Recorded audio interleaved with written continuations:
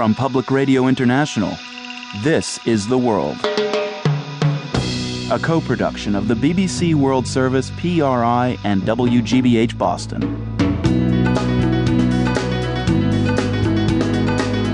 It's Tuesday, May 25th. I'm Marco Werman.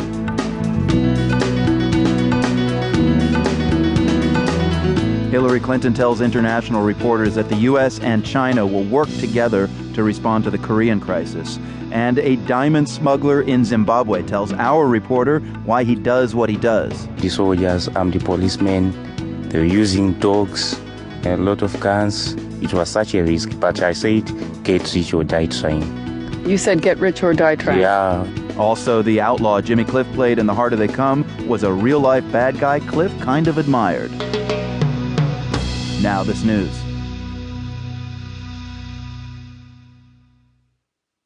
BBC News with Jim Lee.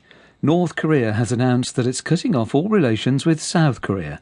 The decision comes after sharply increased tension between the two countries following the sinking of a South Korean Navy ship in March. Jonathan Marcus reports. Within a matter of days, relations between the two Koreas have returned to the freezer.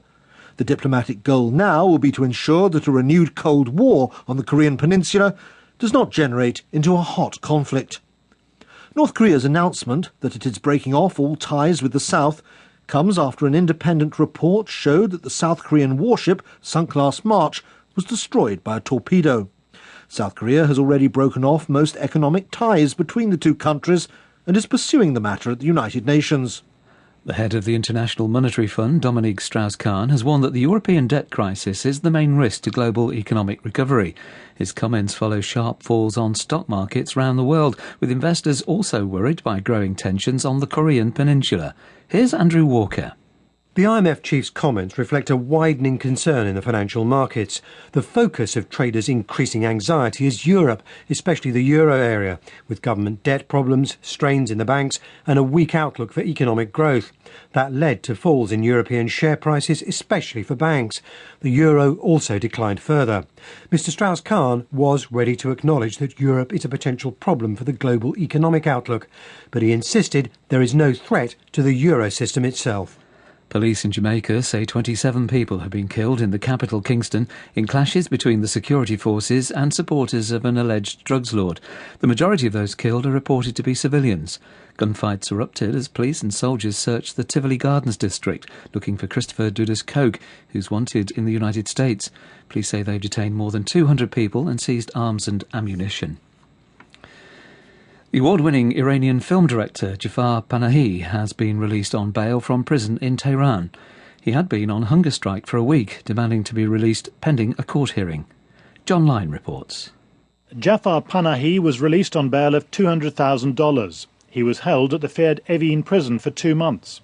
The Iranian authorities never specified any charges, but the filmmaker is a prominent supporter of the opposition movement, many of whose members have been arrested following last summer's disputed election.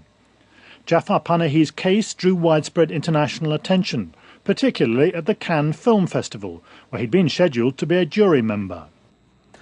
The Supreme Court in Pakistan has ruled that a man linked to the attacks on the Indian city of Mumbai in 2008 cannot be detained.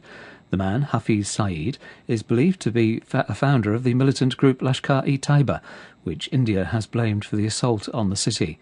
It left over 160 people dead. World News from the BBC. The United Nations Security Council has voted unanimously to withdraw its peacekeepers from Chad and the Central African Republic by the end of this year. The move comes after the Chadian President, Idriss Déby, said earlier this year he felt the force was no longer necessary. The mission has been in place since March 2009 to try to protect civilians in eastern Chad, which borders Darfur. Johnny Hogg has the details. The UN had little choice but to agree to the Chadian government's request to withdraw their force after the authorities there made it clear they no longer wished the troops to stay. Attempts to persuade President Déby to change his mind failed.